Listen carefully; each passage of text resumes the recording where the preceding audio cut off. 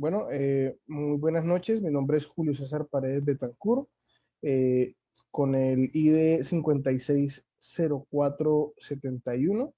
Esta es una actividad para la materia de liderazgo para el cambio y es la actividad número 3, que trataba sobre analizar y hacer una exposición de uno de los capítulos. En este caso, a mí me tocó el capítulo número 4.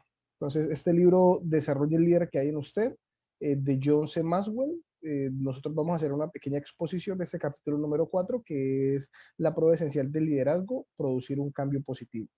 Bueno, ¿de qué trata este capítulo? Este capítulo, en resumidas cuentas, habla de uno de los aspectos más importantes dentro del tema del liderazgo, y es que inherente a la actividad de ser líder está el hecho de producir cambios positivos dentro de los grupos que se lideren, es decir, dentro de los grupos que el líder tenga.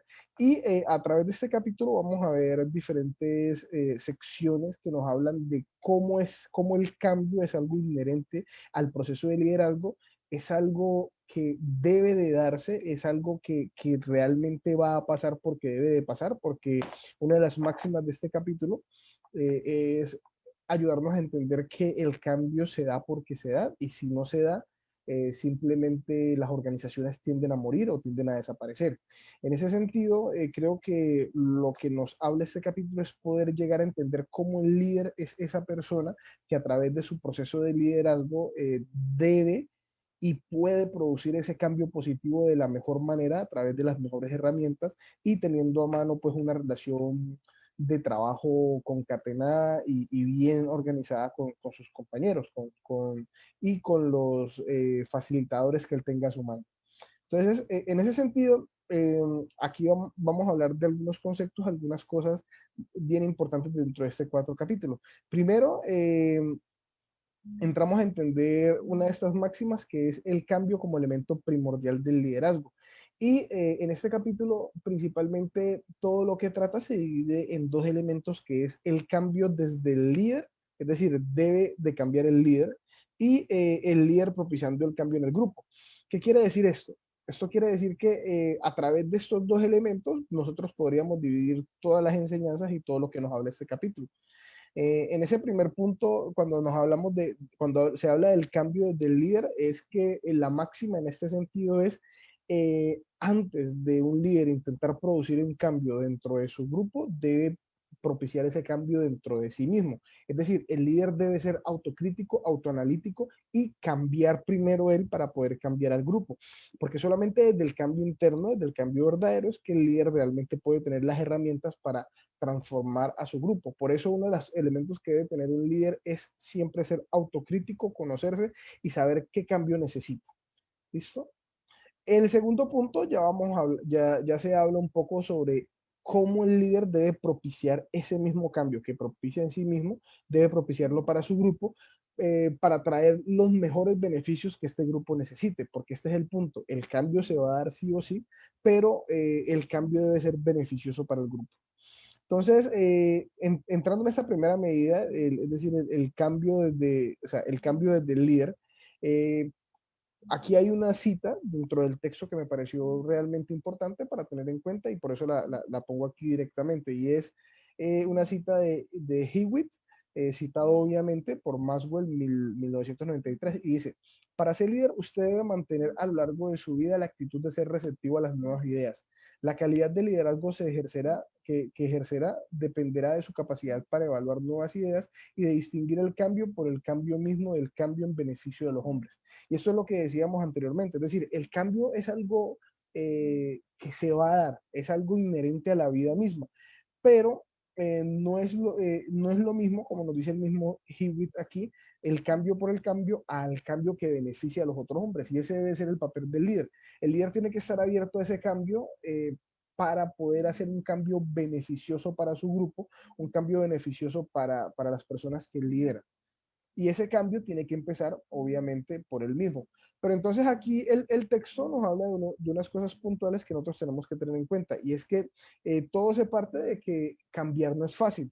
Cambiar es difícil, es un proceso, y es un proceso que requiere de diferentes pasos y que siempre encuentra resistencia. De hecho, el texto nos menciona prácticamente que dentro de la naturaleza humana es normal encontrar este tipo de resistencias al cambio porque nosotros somos más ávidos a crear hábitos. Por eso en este punto siempre se habla del hábito versus el cambio. En ese sentido, el ser humano siempre está propenso a tener hábitos, a hacer siempre lo mismo, a estar dentro de esos hábitos, pero el cambio siempre se va a generar. Y por eso, una de las cosas a las cuales se debe resistir es el tema del hábito, porque el hábito siempre va a estar en contra del cambio y el líder tiene que tomar esas herramientas para poder solventar esta resistencia al cambio. Otro elemento importante a tener en cuenta es el temor a lo desconocido. El ser humano le teme a lo desconocido precisamente porque busca esa tranquilidad dentro del hábito. Entonces, en ese sentido, una de las cosas que hay que superar es el temor a lo desconocido y el líder debe hacer esto tanto dentro de su propia vida como a las personas que él mismo lidera.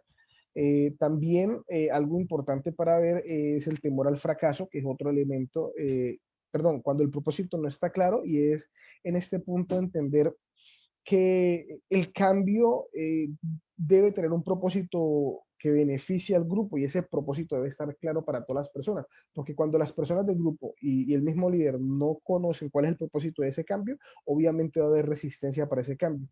El temor al fracaso es otro elemento importante a tener en cuenta para el tema del cambio y cuando la recompensa no es suficiente, porque dentro de todo proceso de cambio siempre hay un análisis de pro y contras, y cuando esa recompensa no se presenta como algo suficiente, siempre va a haber resistencia para ese cambio.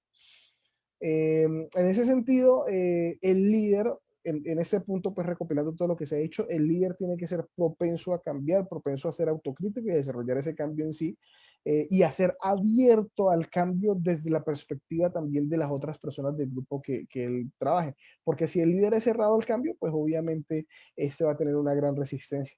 Y el grupo que se resiste al cambio, pues tiende a desaparecer. Ahora, en cuanto al líder propiciando el cambio en el grupo, en ese sentido hay unos puntos importantes que el texto nos menciona y es que el líder debe desarrollar confianza en la gente, es decir, la gente debe confiar en el líder y el líder debe confiar en la gente, porque el líder solo no va a propiciar el cambio dentro del grupo, sino que él debe apoyarse en estas personas para propiciar este cambio. Los buenos líderes conocen la historia de la organización, como nos decía el mismo texto.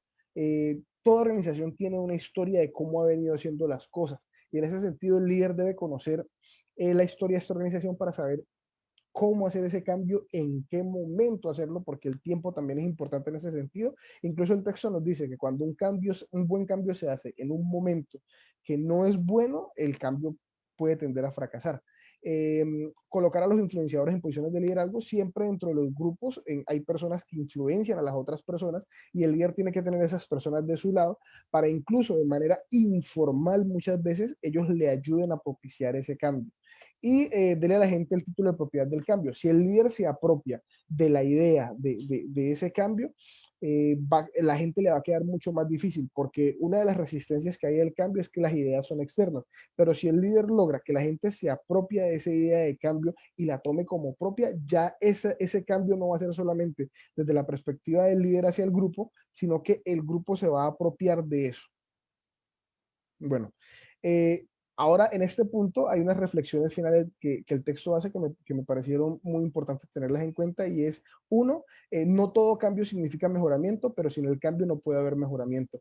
Es decir, hay unos puntos donde los cambios no mejoran la situación, no son buenos o beneficiosos para el grupo, entonces hay que tenerlos en cuenta de que no todo cambio es beneficioso, por lo menos el cambio propuesto, cuando el cambio propuesto es una mala idea, cuando el cambio propuesto no es aceptado por los influenciadores, cuando no es presentado de forma efectiva, cuando sirve a los intereses de los líderes, cuando se basa únicamente en el pasado y cuando son demasiados y suceden muy rápido. Entonces, estos casos hay que tenerlos muy en cuenta para alejarse de ellos, para que el cambio que se proponga realmente sea bueno.